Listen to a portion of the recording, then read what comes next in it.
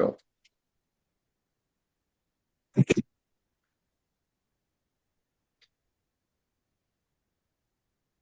Yeah, so this one is a Hindi piece and it's called स्वतंत्रता दिवस की शुभकामनाएं. Something like this. Mm-hmm. आजादी का जश्न मनाने आए हो, अब्दुल्ला मालूम पड़ते हो. Abdullah here is from the reference of बेगानी शादी में अब्दुल्ला दीवान. Oh yeah. आजादी का जश्न मनाने आए हो, अब्दुल्ला मालूम पड़ते हो.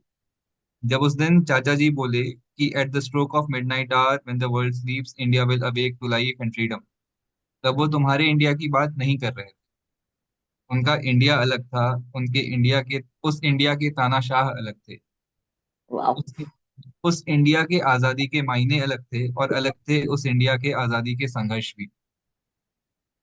आजादी का जो संघर्ष होता है वो न जाने क्यों मुझे घर बनाने जैसा लगता है. पहली पीढ़ी रखती है नींव, दूसरी खड़ी करती है दीवारें और डालती है उन पे छत. तीसरी Hmm. पीढ़ी करती है पलस्तर उन सीली दीवारों का. उन छोटी छोटी दरारों को भर करती है उस घर की मरम्मत. और चौथी पीढ़ी थोड़ी अलग होती है. उसकी सोच अलग होती है, उसकी पसंद अलग होती है.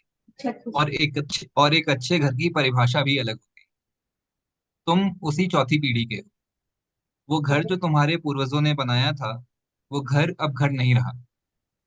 जहां तुम खुल के बोल ना पाओ, जहां दीवारें जहां दीवारों के रंग भी चुन ना पाओ, जहां तुम्हारी माँ बहनें डरी हुई और जहां तुम्हारे बच्चे भूखे हों, वो घर होता है क्या?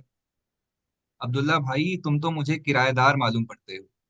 डरे से रहते हो, सहमे से रहते हो कि कब कौन सी बात तुम्हारी ना भाए मकान मालिक को और चौकीदारों को बोल फिकवा दे तुम्हें मकान से बाहर. वो घर जो तुम्हारे पूर्वजों ने बनाया था, उस घर पर अब हो गया है कब्जा और उसके कुछ हिस्से ढह चुके हैं. माना तुम हो चौथी पीढ़ी के, पर अब शायद वक्त है अपने वंशजों की पहली पीढ़ी बनने का.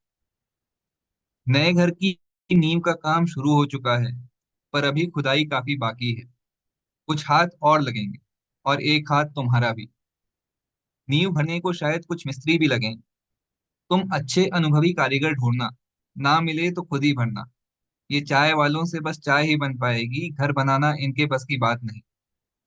अब्दुल्ला भाई, आजादी का जश्न मनाने आए हो, जरूर मनाओ. पर पहले ये तो पता कर लो ये भीड़ यहाँ है किस लिए. ये आजादी का जश्न है या है ये मैयत आजादी? That's all. Thank you.